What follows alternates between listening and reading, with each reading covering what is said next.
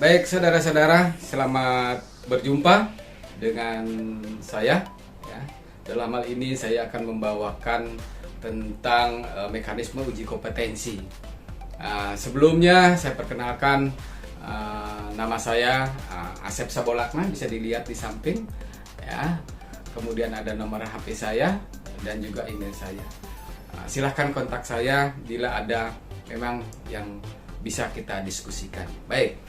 Untuk selanjutnya mungkin saudara-saudara sekalian pernah mendengar tentang mekanisme uji kompetensi, setidak-tidaknya uji kompetensi. Dan semua profesi sekarang khususnya di kesehatan harus mengikuti uji kompetensi. Dalam hal ini saudara-saudara sekalian, uji kompetensi yang bisa kita deskriptifkan di sini adalah di mana kita membahas tentang penyelenggaraan dari peserta, ya, kemudian tim penguji kompetensi itu sendiri dan mekanismenya.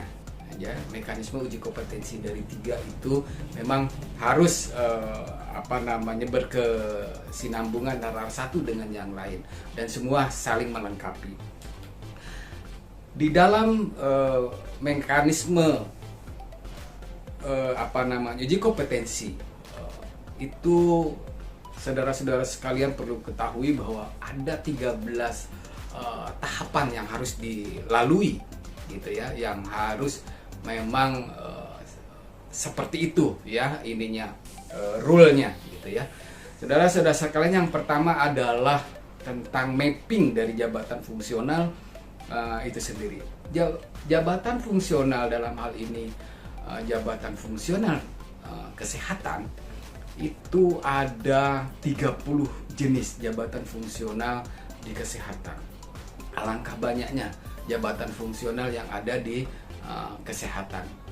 Nah, dari jabatan fungsional yang sekian banyak itu semua harus mengikuti uji kompetensi nantinya. Walaupun untuk yang sekarang baru ada beberapa profesi yang harus mengikuti uji kompetensi untuk meningkatkan jenjang daripada jabatan fungsionalnya. Setelah kita mappingnya itu mulai dari Fasiankes yang paling kecil ya, seperti PKM, sampai dengan di Kemenkesnya itu sendiri. Karena di Kemenkes juga banyak jabatan fungsional yang diperlukan di sana. Kemudian nanti akan menunjuk dan menetapkan tim penguji sesuai persyaratan. Tentunya dibentuklah tim penguji sesuai dengan persyaratan. Nah, persyaratannya itu salah satunya adalah seorang tim penguji itu harus pernah mengikuti pelatihan penguji fungsional kesehatan, dan itu sudah ada beberapa yang dilaksanakan. Kemudian setelah itu baru mendefinisikan tentang kebutuhan uji kompetensi jabatan fungsional kesehatan itu sendiri, baik kan dari tingkat, kalau kita di provinsi mungkin sampai dinas kesehatan provinsi, kira-kira apa saja yang mungkin nanti identifikasi kebutuhan uji kompetensi itu dari profesi satu ke yang lain pasti jumlahnya akan berbeda-beda.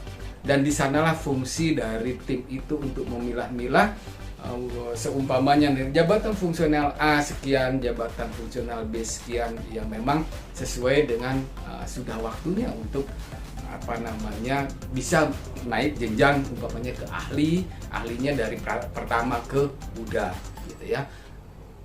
Jadi saudara-saudara sekalian, setelah itu kemudian diceklah kelengkapan dokumen yang sudah tadi di daftar, jabatan fungsional apa saja dan berapa orang setiap jabatan fungsional, kemudian dicek kelengkapannya dan kemudian menetapkan dari calon peserta. Nah, calon peserta itu nanti akan banyak tentunya, dan nanti calon peserta itu akan diinformasikan bahwa yang bersangkutan bisa untuk mengikuti jabatan uji kompetensi untuk jabatan fungsional yang lebih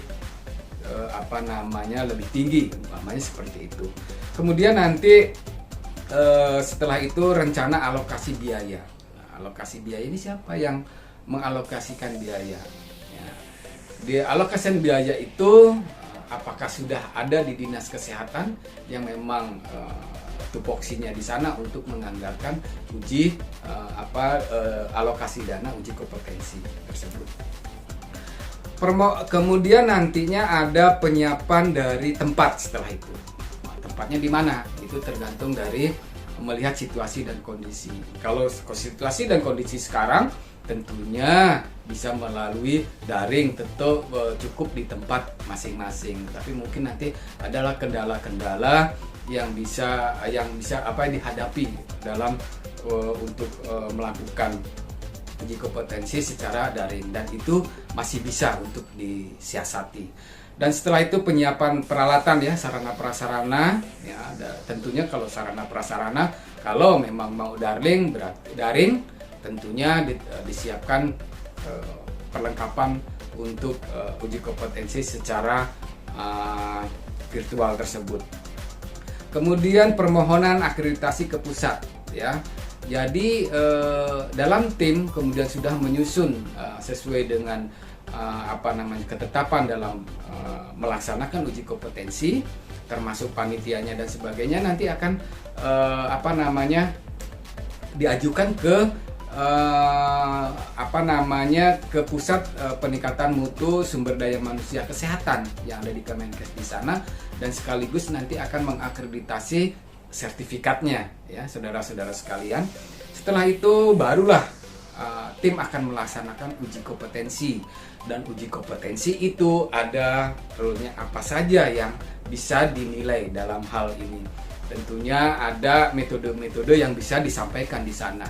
Seperti bisa saja hanya melihat portofolio, tentunya itu memvalidasi daripada portofolio, itu salah satunya, dan belum yang lain-lain. Kemudian nanti setelah melaksanakan uji kompetensi, kemudian membuat berita acara ya, panitia atau tim itu membuat berita acara bahwa pelaksanaan uji kompetensi sudah selesai, nanti dengan atas nama masing-masing, itu berita acaranya dibuat.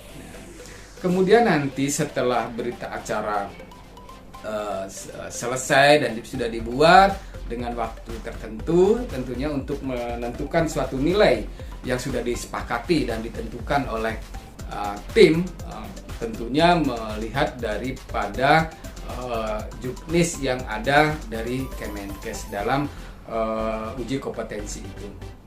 Kemudian dalam uji kompetensi, setelah adanya hasil dan dinyatakan lulus, baru nanti akan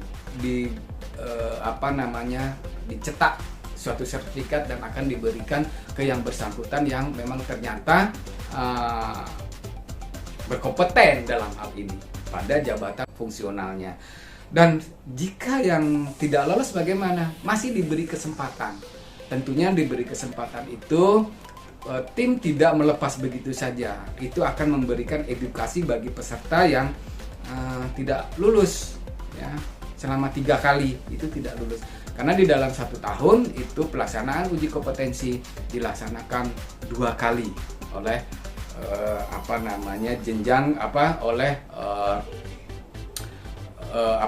suatu tim yang dibentuk gitu ya, dan tim ini bisa berubah-ubah, jadi tergantung kepentingannya atau keperluannya, karena dari personal yang mempunyai sertifikat dan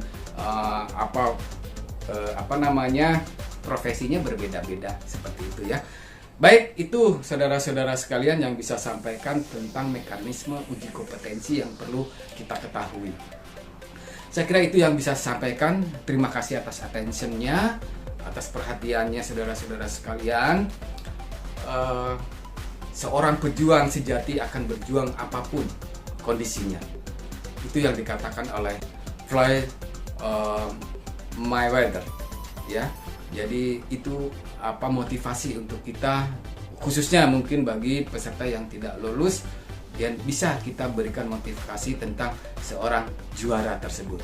Saya kira itu yang bisa saya sampaikan. Saya ucapkan terima kasih. Wassalamualaikum warahmatullahi wabarakatuh. Salam sehat, salam sejahtera untuk kita semua. Saya bolakna mohon diri.